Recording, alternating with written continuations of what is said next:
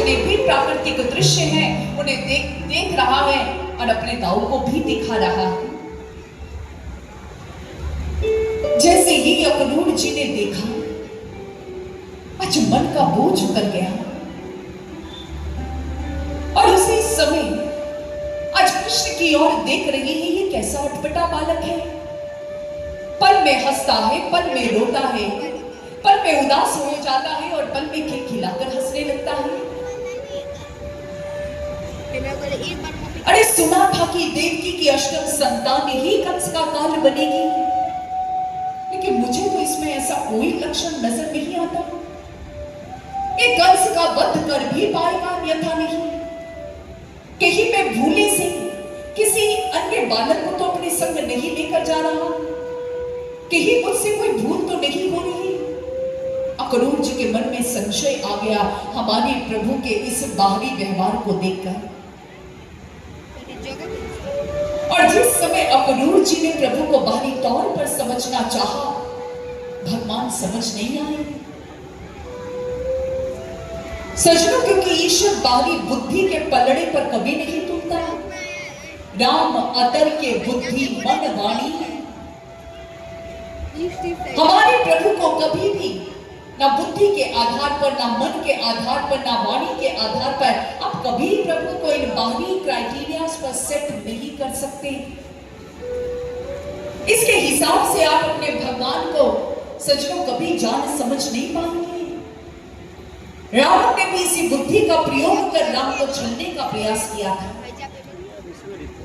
रावण ने अपने मन में निश्चय किया कि यदि ये ईश्वर है तो ये जानता होगा कि इसकी बनाई सृष्टि में सोने के मृग जैसी कोई चीज नहीं है।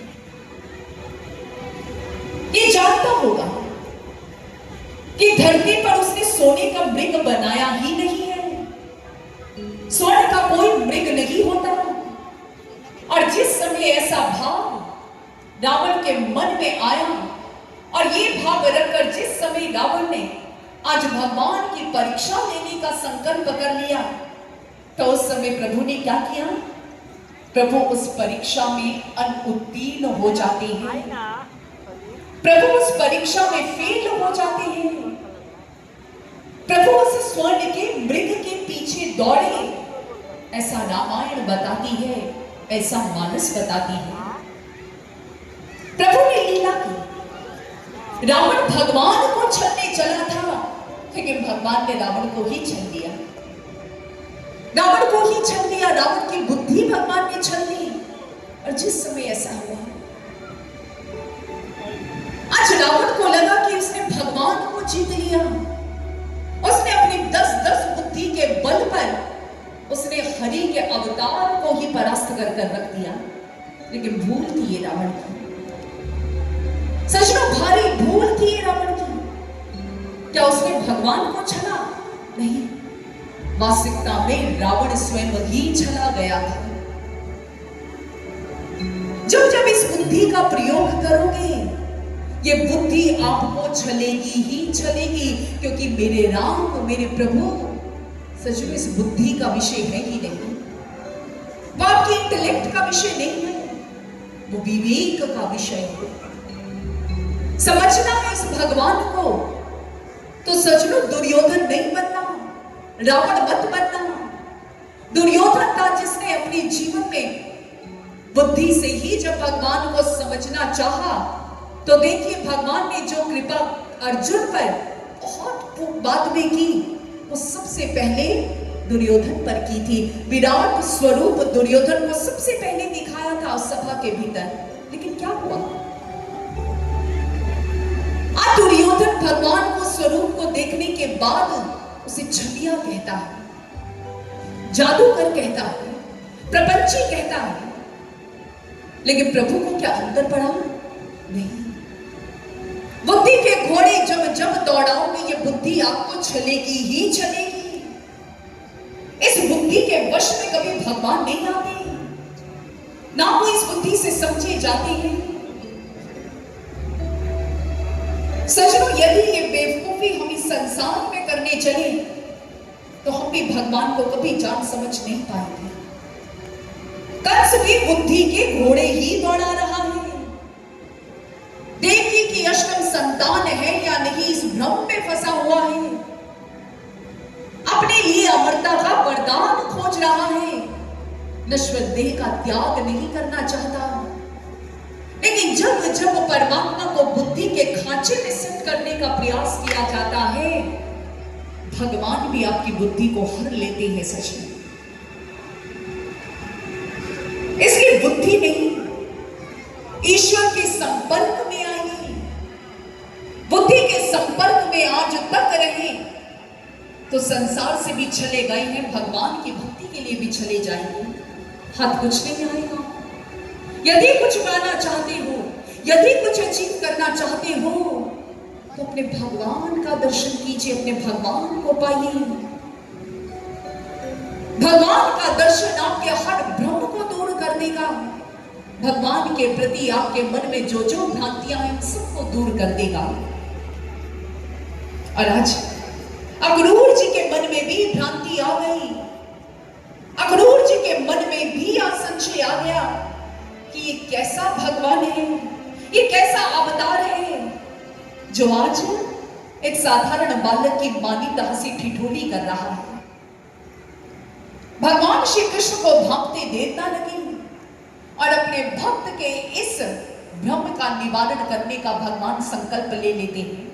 अक्रूर जी से कहा, काकाश्री बहुत देर से यात्रा कर रहे हैं हम, आप भी रथ का संचालन कर थक चुके होंगे, यमुना मैया के समीप से गुजर रहे हैं, यमुना मैया के भीतर डुबकी लगा लीजिए, मैया का आशीर्वाद प्राप्त कर लीजिए, आपकी ये समस्त क्रांति दूर हो जाएगी। आज ऐसा निवेदन जब अक्रूर जी ने श्रवण किया, कन्हैया के कहने पर कहते हैं अपने अंग वस्त्र को आज यमुना तीरे रखा और तद उपरांत वे यमुना की गहराइयों में उतर जाते हैं। जिस समय यमुना की गहराइयों में उतरे, मन मस्तिष्क के भीतर वही विचार चल रही है, मैं एक सही बालक को लेकर जा रहा हूं या नहीं, मैं सही अवतार को लेकर जा रहा हूं या नहीं, ये कंस का वध करेगा अन्यथा नहीं, या कंस ही इसका वध कर डालेगा, ये सब क्या हो रहा है। ऐसे अनेक भ्रम और मत को लेकर जिस समय अक्रूर जी ने कहते यमुना जल में प्रवेश किया तो वहां एक दिव्य घटना घटित होती है। अक्रूर जी ने क्या देखा कि वो नन्हा सा बालक जिसे वो रथ पर छोड़कर आए हैं उसके दाऊ के संग आज वो उन्हें जल में नजर आता है। जैसे ही जल में आज कन्हैया को देखा तो क्या देखा कि कन्हैया तो आज विष्णु स्वरूप में वहां विराजमान है। अक्रूर जी को अपनी आंखों पर विश्वास नहीं हो पा रहा। उसी समय कहते हैं झट से अपने भ्रम का निवारण प्राप्त करने के लिए अपने मुख को जल्दी से बाहर निकाला और जैसे ही रथ की ओर देखा तो क्या देखा, विश्वास नहीं हो रहा, एक बालक को विष्णु स्वरूप में आज उन्होंने जल में देखा और वही बालक वे कन्हैया का मुख धारण किए बैठा है रथ के भीतर और अपने दाऊ के संग वैसी ही हंसी ठिठोली कर रहा है। अक्रूर जी को समझ नहीं आया, जड़ से अपने नेत्रों को मसलते हैं, बार बार आंखें भींचते हैं, आंखें खोलते हैं, आंखें भींचते हैं और इसी प्रकार कहते हैं उन्होंने इसी भ्रम में पुनः डुबकी लगा दी और जैसे ही श्री यमुना जी में पुनः डुबकी लगाई तो कहते हैं इधर पुनः दिव्य नजारा, आज दिव्य दर्शन प्रभु का अक्रूर जी का हुआ और इस बार उन्होंने मात्र कन्हैया को ही नहीं बल्कि दाऊ जी महाराज के भी दिव्य अवतार का दर्शन किया। उन्होंने कन्हैया को साक्षात विष्णु स्वरूप में चतुर्भुज रूपधारी के रूप में देखा और संग ही संग शेष नाग के स्वरूप में आज बलभद्र बलराम जी का भी दर्शन किया, बलराम जी का भी दर्शन किया और उसी समय उनके हस्त जुड़ जाते हैं। प्रभु को कोटि कोटि प्रणाम किया, कोटि कोटि प्रणाम किया और जैसे ही आज पुनः यमुना जल से बाहर निकले तो उधर कन्हैया को हंसी ठिठोली करते हुए देखा, समस्त भ्रम दूर हो चुका था। जाते ही कन्हैया के चरणों में गिर पड़े। जैसे ही कन्हैया के चरणों में गिरे, कन्हैया लीला करते हुए कहने लगा, अरे काकाश्री क्या हुआ है आपको, आपका स्वास्थ्य तो उचित है, इतने घबराए से क्यों जान पड़ते हैं। अरे यमुना जल में कोई जलचर देख लिया क्या, बताइए बताइए, कोई दुविधा है क्या, कोई संकट है क्या। जैसे ही सुना अक्रूर जी के हस्त जुड़ गए, कहने लगे कि संकट तो आज तक जीवन में बना हुआ था कन्हैया, लेकिन जब तुम्हारी छत्र छाया मिल गई, जब तुम्हारे वास्तविक स्वरूप को मैं जान चुका हूं, तो फिर भ्रम कैसा। आज तो मेरे समस्त भ्रमों का निवारण हो गया कन्हैया, आज तो मेरे समस्त भ्रमों का निवारण हुआ। मैं धन्य हुआ प्रभु, आपका दर्शन कर मैं धन्य हुआ, आपका दर्शन कर मैं धन्य हुआ। इतना सुना था प्रभु श्री कृष्ण आज मंद मंद मुस्कुरा रही है और कहती है अक्रूर जी आज भगवान के चरणों में आज अपने कोटि कोटि नमन को अर्पित कर रही है, कोटि कोटि नमन को अर्पित कर रही है। लेकिन सच में प्रभु की यह दिव्य लीला जो अक्रूर जी के जीवन में भगवान ने कृपा की, ये लीला हमें क्या समझाने आई है। आज अक्रूर जी ने अपने जीवन में भगवान का दर्शन किया और ये लीला हूबहू श्रीमद् भागवत महापुराण में दर्ज है। लेकिन हमारे समस्त धार्मिक शास्त्र ग्रंथ ऑर्नामेंटल लैंग्वेज में लिखे गए हैं, अलंकृत भाषा में लिखे गए हैं, गूढ़ तथ्यों से निहित कर और बड़े ही विशेष तथ्यों को इसमें छिपा कर लिखा गया है। लेकिन कौन समझ सकता है जिसे दिव्य गुरु का सानिध्य प्राप्त होता है और तत्व ज्ञान का प्रकाश जिसे प्राप्त होता है, आध्यात्मिक स्तर पर उतरकर ही तत्व ज्ञानी ब्रह्म ज्ञानी होने के बाद ही हम प्रभु की लीलाओं के पीछे छिपे रहस्यों को समझ सकते हैं। क्या थी ये समस्त लीला? आइए मिलकर इसे डिकोड करने का प्रयास करते हैं। श्री आशुतोष महाराज जी दिव्य गुरु जो दिव्य ज्योति जागृति संस्थान के संचालक व संस्थापक हैं, श्री महाराज जी इस लीला को डिकोड करते हुए बताते हैं कि जिस समय अक्रूर जी के मन में यह संशय उत्पन्न हुआ कि ये भगवान है या साधारण इंसान है, उस समय अक्रूर जी यमुना जल में अपनी क्लांति को दूर करने के लिए कुछ देर का विश्राम प्राप्त करने के लिए स्नान करते हैं। जिस समय उससे भी मन शांत ना हुआ तो नित्य प्रति का नियम था अक्रूर जी का कि वो स्नान के उपरांत ध्यान में बैठा करते थे। और जिस समय ध्यान में बैठे अक्रूर जी, तो ध्यान में जब बैठे बाहर के नेत्र मुदे और यह तीसरा नेत्र प्रकट हुआ तो कहते हैं मानस पटल पर कृष्ण के आज वास्तविक स्वरूप का दर्शन हो गया। सचमुच यहाँ इस स्थल पर कोई भ्रम नहीं रहता, जो यहाँ देखा जाता है वो कभी भ्रमित नहीं करता। यहाँ केवल और केवल मात्र सत्य का दर्शन होता है, क्योंकि ये स्थान ये दसम द्वार भगवान का क्षेत्र है। यहाँ सत्य का उजागर होता है, यहाँ सत्य का जागरण होता है और भ्रमों का निवारण होता है। आज अक्रूर जी के भी भ्रम का निवारण कब हुआ? जब ध्यान में बैठे, उस शाश्वत विधि को पाकर जब बैठे ध्यान साधना में, अक्रूर जी ने अपने घट में ही अपने भगवान के वास्तविक स्वरूप का दर्शन कर लिया। फिर तो भ्रम मिटना ही मिटना था। अक्रूर जी का सारा भ्रम मिट गया, इसीलिए छंदों में आकर गिर गए। सचमुच ये संदेश देती है हमें लीला कि हमें भी अपने जीवन में उस वास्तविक ध्यान को अपनाना होगा। ध्यान क्या है? सचमुच श्री महाराज जी कहते हैं, श्री आशुतोष महाराज जी का कथन है कि बाहर मात्र बाहरी नेत्रों को मूंद लेना और कुछ देर के लिए तटस्थ होकर बैठ जाना, ये ध्यान नहीं है। आज हम इसी मेडिटेशन से, हम इसी ध्यान से परिचित हैं। अक्सर भक्तजन मिलते हैं, कहते हैं कि हम भी ध्यान करते हैं, कहते हैं लेकिन हमारा मन नहीं लगता, मन चौहों दिशाओं में भटकता है। सजनो भटकेगा ही। जब मन के पास देखने के लिए, ध्यान टिकाने के लिए कुछ नहीं होगा तो वो ध्यान टिकाएगा कहां? इससे हमें भी परम आवश्यकता है कि हम उस ध्यान को अपने जीवन में, उसकी वास्तविक टेक्निक को अपने जीवन में अपनाएं। लेकिन आज ध्यान के नाम पर सजनों इस संसार में बहुत पैसा कमाया जा रहा है। आज ध्यान को एक व्यापार बना दिया गया है, धर्म को व्यापार बना दिया गया। आज मेडिटेशन के नाम पर आप देखिए, आपको टाइप्स ऑफ मेडिटेशन मिल जाएंगे, डिफरेंट टाइप्स ऑफ मेडिटेशन।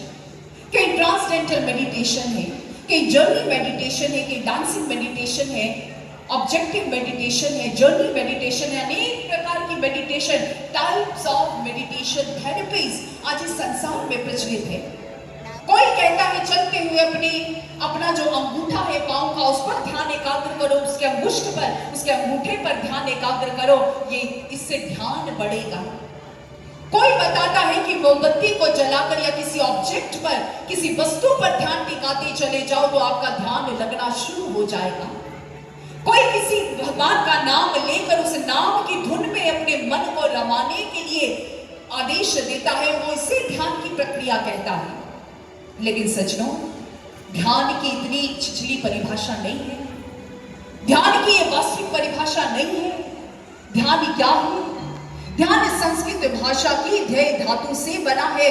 अर्थ होता है वस्तु पर ध्यान टिकाना।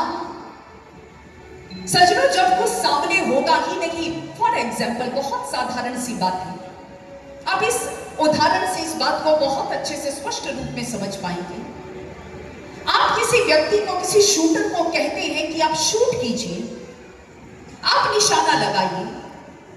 वह शूटर सबसे पहले आपसे एक ही प्रश्न करेगा कि मेरा टारगेट क्या है, मुझे बताइए, मुझे कहां शूट करना है, मेरा टारगेट बताइए। शूटर के आगे टारगेट है, एम है, सज्जनों, वो शूट करेगा। लेकिन जिस समय एक मेडिटेशन करने के लिए एक व्यक्ति, एक ध्याता बैठता है, क्या उसके पास उसका ध्येय है? ध्यान से सुनिएगा सज्जनों, अपने आप में इक्वेशन कंप्लीट नहीं है, इसलिए हमारा ध्यान भी कंप्लीटली नहीं लगता। हमारी स्पिरिचुअलिटी की एक बहुत इंपॉर्टेंट और प्रूवन एक इक्वेशन है जो कहती है ध्यान, मेडिटेशन क्या है? Observer plus target is equal to meditation. उन्होंने कहा ध्येय जमा ध्याता इज इक्वल टू ध्यान बराबर ध्यान। जब तक ध्येय ही नहीं, जब तक हमारे पास इस दसम द्वार में देखने योग्य कुछ है ही नहीं, कहां ध्यान टिकाओगे? ध्यान चहुं दिशाओं में ही तो भटकेगा। अगर यहां नहीं लगता रहा तो ध्यान भटकेगा ही। सज्जनों, इसे आवश्यकता है उस ध्यान को, उस वास्तविक ध्यान को पाने की। और यदि वो ध्यान नहीं है आपके जीवन में, तो आपका बैठना भी, घंटों बैठे रहना भी व्यर्थ हो जाएगा। क्योंकि महापुरुष कहते हैं मनवा तो 24 फिरे, ये तो सुमिरन नहीं। उन्होंने कहा मन तो 24 दिशाओं में भटक रहा है, 4 दिशाओं में भटक रहा है, अब इसे ध्यान कैसे कह सकते हो? अब देखिए, आज हाथ में माला फेरते फेरते व्यक्ति सारे काम कर लेता है। राम राम राम राम राम, बहू दूध चढ़ाया है, देख लेना। राम राम राम राम राम, अरे बिजली के बिल वाला आया है, वो भी देख लो। राम राम राम राम राम, अरे वहां से किराना भी लेकर आना है, अरे बच्चे आने वाले हैं, सब जाप करते हुए सब काम हो रहा है। सच में ये ध्यान नहीं। अपने ईश्वर के चरणों में एकाग्र होना ध्यान है। दिखेगा तो सज्जनों ध्यान लगाना नहीं पड़ेगा, वो लग जाता है क्योंकि दिखता है। हमारे शास्त्र ग्रंथ कहते हैं, अनेक कहानियां, कथाएं आप सुनते हो जिसमें ऋषि मनीषी वर्षों वर्ष तक में बैठा करते थे। कैसे बैठते थे? क्या मन चारों दिशाओं में भटक रहा है, आप हजारों वर्ष बैठकर तप कर लोगे? नहीं, उन्हें यहां दिख रहा है, उस दिखने में मन रम रहा है, और इतना मन उनका रम गया कि उन्हें न तन की सुध है न मन की सुध रही है, मस्त है, आत्मा से गुमिक हो गए हैं, आत्मा से जुड़ गए हैं, उस सेल्फ लेवल पर पहुंच चुके हैं। इसलिए हमें भी अपने स्तर से ऊपर उठकर वास्तविक ध्यान की प्रक्रिया को जानना होगा, जहां हमारा ध्येय वो परमात्मा दिव्य गुरु की कृपा से हमें नजर आए ब्रह्म ज्ञान की विधि के माध्यम से। और जब हमारा लक्ष्य, हमारा ध्येय, हमारा टारगेट हमारे पास है, हम हुए उस ध्यान ध्येय पर ध्यान लगाने वाले ध्याता, तो बनेगा सज्जनों ध्यान। आज ध्याता है लेकिन ध्येय नहीं है तो ध्यान नहीं लगने वाला। इसलिए सबसे पहले अपने टारगेट उस परमात्मा को प्राप्त कीजिए और फिर बैठकर ध्यान कीजिए। आपका मन निस्संदेह लगेगा, आपका मन निस्संदेह लगेगा। और आज अक्रूर जी भी इसी ध्यान की विधि से अपने भ्रमों का नाश करते हैं और अपने भगवान का दर्शन कर लेते हैं। और जिस समय अपने भगवान का सुंदर दर्शन किया, उनके वास्तविक स्वरूप को जाना, पहचाना, अपनी ही इस मन की यमुना में, अपने ही इस हृदय की यमुना में, तो उस समय कहते हैं कन्हैया का जय जयकार किए बगैर ना रह पाए। कोटि कोटि नमन श्री कृष्ण के चरणों में अर्पित करते हैं। आज उनके समस्त स्वरूपों का गुणगान करने लगे, प्रभु का महिमा गान करने लगे। हे अखिल जगत के स्वामी, हे अखिलेश्वर, हे विश्वेश्वर, आपकी जय हो प्रभु, आपकी जय हो। अपने बालक का नमन स्वीकार कीजिए, अपने भक्त का नमन स्वीकार करो, अपने भक्त का नमन स्वीकार करो। और अक्रूर जी आज भगवान की वंदना कर रही है, अर्चना कर रही है। हे अखिलेश्वर, हे अखिलेश्वर, हे अखिलेश्वर।